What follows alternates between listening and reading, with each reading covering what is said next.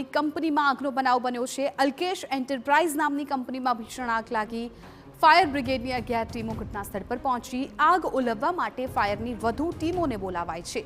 મહત્વપૂર્ણ છે કે આગ લાગી અને તાત્કાલિક જ ફાયર બ્રિગેડની 11 ગાડીઓ ઘટનાસ્થળ પર પહોંચી છે। હાલ આગને કેવી રીતે બુઝાવવી તે પ્રાથમિકતા છે। અલગ અલગ ટીમો છે એ આગને કાબૂમાં લઈ રહી છે। સંવાદદાતા યુનુસ ગાઝી આ મામલે વધુ જાણકારી આપી રહ્યા છે। યુનુસ, ઘણો સમય થઈ ગયો કે આ કંપનીમાં આગ લાગી છે। 11 જેટલી ફાયર ફાઇટરની ટીમ પણ ઘટનાસ્થળ પર છે। અત્યારે ત્યાં શું સ્થિતિ છે? શું થોડો ઘણો પણ આગ પર કંટ્રોલ મેળવી શકાયો છે?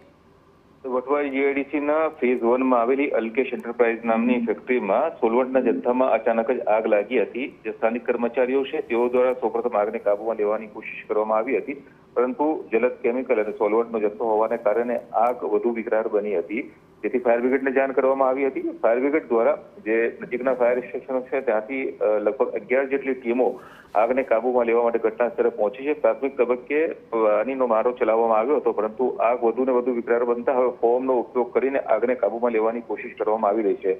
ફાયર બ્રિગેડના અધિકારીઓ તરફથી જે વિગતો મળી રહી છે તે મુજબ હાલ મહદ અંશે આગને કાબૂમાં લેવામાં ફાયર બ્રિગેડની ટીમો સફળ થઈ છે, પરંતુ આગ સંપૂર્ણ કાબૂમાં આવતા હજુ કેટલોક સમય લાગી શકે છે અને પાણીનો છંટકાવ તથા જે ફોર્મનો છંટકાવ હાલ ચાલુ છે અને આગને સંપૂર્ણ કાબૂમાં લેવા માટેના પ્રયત્નો જારી છે। યુનુસ, આ આગ કેવી રીતે લાગી હતી એ કોઈ જાણકારી મળી શકી છે? શું કંપનીમાં ત્યારે કોઈ હાજર હતું? કોઈ બીજા કઈ સમાચાર ત્યાંથી મળી રહ્યા છે કે કોઈ હતું કે કેમ કંપનીમાં?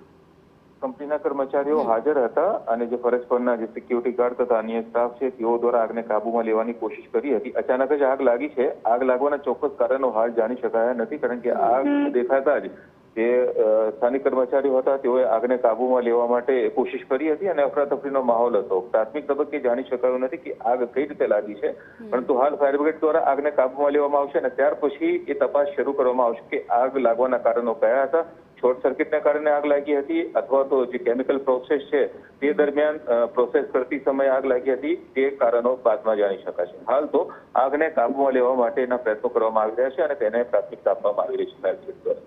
બિલકુલ ન્યૂઝ, આભાર સમગ્ર માહિતી બદલ। તો અત્યારે આગ કયા કારણોસર લાગી છે એ કારણ બહાર નથી આવ્યું, પરંતુ પ્રાથમિકતા આગને બુઝાવવાની છે, કેમ કે કેમિકલને કારણે પણ અત્યારે આગને બુઝાવવામાં થોડી વાર લાગી રહી છે।